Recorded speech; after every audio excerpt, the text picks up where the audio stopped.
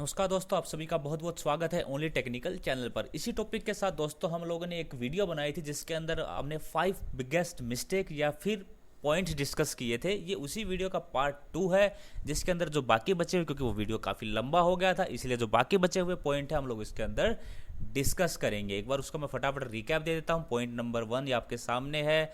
हम लोग hefty amount के साथ ट्रेड करते हैं लेकिन नॉलेज हमारे पास कम होती है। पॉइंट नंबर 2 है कि ट्रेंड को एनालाइज नहीं करते और मार्केट के अंदर घुस जाते हैं, अगेंस्ट द ट्रेंड ट्रेड करते हैं, इसलिए हमें लॉस होता है। पॉइंट नंबर 3 है कि ओवर ट्रेडिंग करते हैं, कंपल्सिव ट्रेडिंग करते हैं। पॉइंट नंबर 4 है कि बड़े लीवरेज के साथ हाई मार्जिन के साथ ट्रेड करते हैं और एंड ऑफ द डे अपनी सारी जो कैपिटल या फिर 50-60% अपनी कैपिटल एक दिन के अंदर ही लॉस कर देते हैं। और पांचवा जो मिस्टेक जो हम लोगों ने डिस्कस करी थी कि बिना स्टॉप लॉस के हम लोग ट्रेड करते हैं और एक दिन के अंदर ही सारा प्रॉफिट जो हमने या कमाया होता है या जो हमारी सारी कैपिटल है एक दिन के अंदर ख़त्म कर देते हैं। तो ये हमने 5 जो मिस्टेक्स थी या 5 जो पॉइंट थे हमने प्रीवियस वीडियो के अंदर डिस्कस कर लिए थे। अब बात करते हैं पॉइंट नंबर 6 की जो आपके सामने है। 6 जो मिस्टेक है मेरे हिसाब से कि हम लोग जो भी हमारा ट्रेडिंग स्ट्रेटजी होती है, जो हमारा ट्रेडिंग स्टाइल होता है, उसको बार बार चेंज करते रहते हैं। क्यों हो सकता है कि हमें एक स्ट्रेटजी के अंदर प्रॉफिट नहीं हुआ तो हम दूसरी स्ट्रेटजी में चले जाते हैं। हम लोग कोशिश करते हैं कि हमें कोई ऐसी गोल्डन स्ट्रेटजी मिल जाए जो 100% प्रॉफिटेबल हो, 100% सक्सेसफुल हो। दोस्तों ऐसी कोई स्ट्रेटजी नहीं होती है। हमें जो भी हम स्ट्रेटजी फॉलो कर रहे हैं, चाहे हम open is equal to low या open is equal to high की स्ट्रेटजी फॉलो कर रहे हैं, हम ब्रेकआउट या ब्रेक डाउन पे हम लोग ट्रेड कर रहे हैं, यानी कि हम लोग रेंज ब्रेकआउट पे ट्रेड कर रहे हैं, ट्रायंगल पैटर्न हुआ या कोई भी स्ट्रेटजी आप लोग फॉलो करते हैं, मूविंग एवरेज की स्ट्रेटजी है, तो जो भी आप स्ट्रेटजी फॉलो कर रहे हैं उसके अंदर आपको एक्सपर्ट बनना है। आपको बार बार स्ट्रेटजी नहीं चेंज करनी है। आप 1 से 2 स्ट्रेटजी अपनाइए और उसको कम से कम 6 से 8 महीने तक उसको लगातार प्रैक्टिस करिए, उसका एकदम उसके अंदर परफेक्ट हो जाइए। अगर आपकी कोई स्ट्रेटजी आपने इंप्लीमेंट कर रखी है, अगर आपको 70% 60% तक आपको प्रॉफिट दे रही है, इट मीन्स आपकी जो स्ट्रेटजी है वो काफ़ी अच्छी है। सिर्फ आपको उसके अंदर परफेक्शन लाना है। आपको ये देखना है कि जिस दिन मेरी स्ट्रेटजी काम नहीं कर रही है उस दिन किस वजह से काम नहीं कर रही है और उसका इम्प्रूवमेंट की कोशिश करनी है। तो ये हो गया हमारा पॉइंट नंबर 6। अब बात करते हैं पॉइंट नंबर 7 की। पॉइंट नंबर 7 दोस्तों बहुत कॉमन है कि हम लोग अपना जो प्रॉफिट होता है उसको तो बुक कर लेते हैं लेकिन जो लॉस होता है उसको बुक नहीं करते हैं। मतलब हमारा जो प्रॉफिट है वो सेट है कि हमें इतना प्रॉफिट लेना है और ट्रेड से बाहर निकल जाना है, लेकिन जो हमारा जो लॉस होता है हम लॉस लेते रहते हैं और एंड ऑफ द डे हमारा लॉस इतना बड़ा हो जाता है कि हमारी जो एक टेंडेंसी होती है कि हम लॉस से एग्जिट नहीं कर पाते। तो अगर हम इंट्राडे ट्रेडिंग करनी है तो इस साइकोलॉजी से हमें बाहर निकलना होगा। हमें लॉस भी उतना ही लेना जितना हम अपना प्रॉफिट का गोल सेट करते हैं। अगर हमने अपना प्रॉफिट का गोल सेट किया है 100 रुपये, अगर हम 100 रुपये के अंदर एग्जिट कर जाते हैं तो लॉस का भी हमें 100 रुपये ही हमें सेट करना होगा। लेकिन होता यह है कि हमारा जो लॉस है वो एक्यूमुलेट होता रहता, हम उससे एग्जिट नहीं कर पाते हैं। तो हमें इस साइकोलॉजी से ऊपर उठना होगा। प्रॉफिट के साथ साथ हमें लॉस बुक करना भी आना चाहिए। बहुत बार ये होता है दोस्तों कि जो आपकी स्ट्रैटेजी है वो काम करती है लेकिन कोई एक पर्टिकुलर ऐसा डे होता है जिस दिन आपकी स्ट्रैटेजी काम नहीं करती और आप लॉस लेते रहते हैं। तो हो सकता है कि आप मार्केट से डेली पैसे नहीं कमाते, हो सकता है आपकी स्ट्रैटेजी काम ना करे, तो एक आध दिन आपको मार्केट को भी देना सीखना होगा। बात करते हैं पॉइंट नंबर 8 की। मैंने वीडियो के अंदर पहले भी बताया था दोस्तों कि जो भी आप स्ट्रेटजी फॉलो करते हैं उसके अंदर आप 60 से 70% प्रॉफिटेबल होते हैं, लेकिन हमें अपना जो ट्रेड है, अपनी जो स्ट्रेटजी है उसके ऊपर कॉन्फिडेंस नहीं रहता। और कॉन्फिडेंस नहीं रहने का मेन रीज़न होता है कि हम बड़ी अमाउंट के साथ ट्रेड करते हैं। जैसे कि हमारी जो कैपेसिटी होती है वो 100 शेयर की होती है लेकिन हम लीवरेज की वजह से 1000 शेयर ट्रेड करते हैं क्योंकि हम चाहते हैं कि हम रातों रात अमीर बन जाए। हमें नॉलेज की कमी होती है।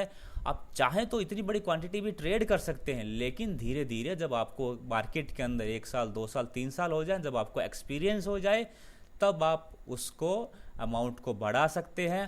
कहने का मतलब ये है कि हमें जो भी अपनी स्ट्रैटेजी है उस पर कॉन्फिडेंट रहना चाहिए। और कॉन्फिडेंट हम कैसे रहेंगे कि जो हमारा जो ट्रेड का जो अमाउंट है, जो हमारी क्वांटिटी है उसको कम रखेंगे, फिर धीरे धीरे जैसे हमारी स्ट्रेटजी वर्क करेगी हम उस क्वांटिटी को बढ़ा सकते हैं। तो ये हो गया हमारा पॉइंट नंबर 8। अब चलते हैं पॉइंट नंबर 9 पे। पॉइंट नंबर 9 दोस्तों बहुत बहुत इंपॉर्टेंट है और ये इंट्राडे नहीं लॉन्ग टर्म के लिए भी इंपॉर्टेंट है, क्योंकि हमारे साथ बहुत बार ऐसे होता है कि जो हम लोग कैपिटल लेके आते हैं पूरा का पूरा कैपिटल हम सिंगल ट्रेड या सिंगल शेयर के अंदर ही डाल देते हैं। फॉर एग्जांपल अगर हम 1 लाख रुपए लेके आए हैं मार्केट के अंदर, इवन अगर लॉन्ग टर्म की भी बात करूं तो हम एक शेयर के अंदर पूरा कैपिटल डाल देते हैं।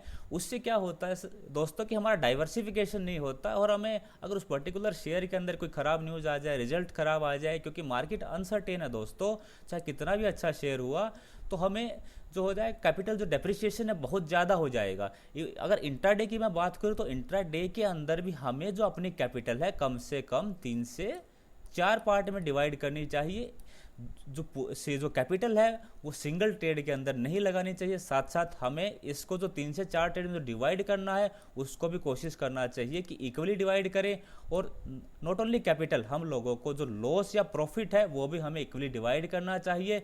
नहीं तो हो सकता है कि हम 3 जो ट्रेड ऐसे होंगे जिसके अंदर हम प्रॉफिटेबल होंगे, लेकिन क्योंकि हमने रिस्क मैनेजमेंट या मनी मैनेजमेंट नहीं किया है, इस वजह से जो एक जो हमारा ट्रेड होगा जो हमारा फेल कर जाएगा या लॉस में होगा, वो हमारे तीनों ट्रेड को खा जाएगा। तो कहने का मतलब इन ऑल ये है कि जब भी आप ट्रेड करें, चाहे लॉन्ग टर्म में करें, इंट्राडे के अंदर करें, कम से कम अपनी कैपिटल को 3 से 4 पार्ट में डिवाइड। अब बात करते हैं पॉइंट नंबर 10 की, यानी कि जो लास्ट पॉइंट है उसके अंदर मैंने रखा है कि हम लोग इंट्राडे के अंदर कोशिश करते हैं कि डेली हमें प्रॉफिट हो। साथ साथ हमारे अंदर पेशेंस की कमी है, हम लोग जो ट्रेड होता है उसको चेज करने की कोशिश करते हैं। दोस्तों मार्केट के अंदर चाहे कोई कितना भी बड़ा खिलाड़ी हुआ, चाहे उसको 10 साल हो गए, 15 साल हो गए, डेली के डेली प्रॉफिट वो इंट्राडे से कम नहीं कमा सकता है। अगर आप बड़े से बड़े ट्रेडर को बोलो कि आप मार्केट से 100 रुपये बना के ले आओ डेली, तो वो भी नहीं बना सकता, क्योंकि कोई एक पर्टिकुलर डे ऐसा होता है उस दिन उसकी स्ट्रैटेजी काम नहीं करती है। तो उस दिन हमें अपना जो लॉस होता है या छोटा मोटा प्रॉफिट होता है उसको बुक कर लेना है।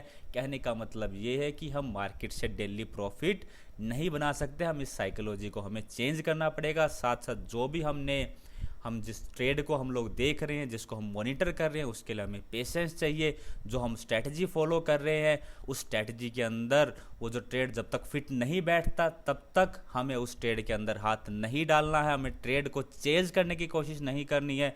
जैसे कि शेर अपने शिकार के लिए वेट करता है, ऐसे ही हमें वेट करना है जब तक कि वो हमारी स्ट्रैटेजी के अंदर वो नहीं फिट बैठ जाए। चाहे हम कोई भी स्ट्रैटेजी कर रहे हो, ब्रेकआउट की स्ट्रैटेजी हो, ब्रेकडाउन की स्ट्रैटेजी हो, जो मूविंग एवरेज की स्ट्रैटेजी है, वट एवर स्ट्रैटेजी, हम कैंडल स्टिक का यूज़ करके कोई भी स्ट्रैटेजी हम लोग यूज़ करें, लेकिन जब तक वो हमारे स्ट्रैटेजी के अंदर फिट नहीं बैठता तब तक हमें उस ट्रेड को नहीं लेना है। तो ये थे दोस्तों मेरे 10 पॉइंट जो मैंने इस वीडियो के अंदर डिस्कस किए। 5 पॉइंट मैंने पार्ट 1 के अंदर डिस्कस किए हैं, जिसका मैं लिंक इस वीडियो के साथ डाल दूंगा, और जो बाकी बचे हुए पॉइंट हमने इस वीडियो के अंदर डिस्कस करे। आपका कोई भी क्वेरी है, सजेशन है इस वीडियो के रिगार्डिंग, या और भी कोई आपकी क्वेरी है, सजेशन है, तो प्लीज़ कमेंट करके बताइएगा। अगर आपको वीडियो पसंद आया हो, अगर आपने भी यही गलती करी हो और आपने इस वीडियो से सीखा हो, तो प्लीज़ मेरी वीडियो को लाइक कीजिएगा, दोस्तों के साथ शेयर कीजिएगा। वीडियो देखने के लिए आप सभी का बहुत बहुत धन्यवाद।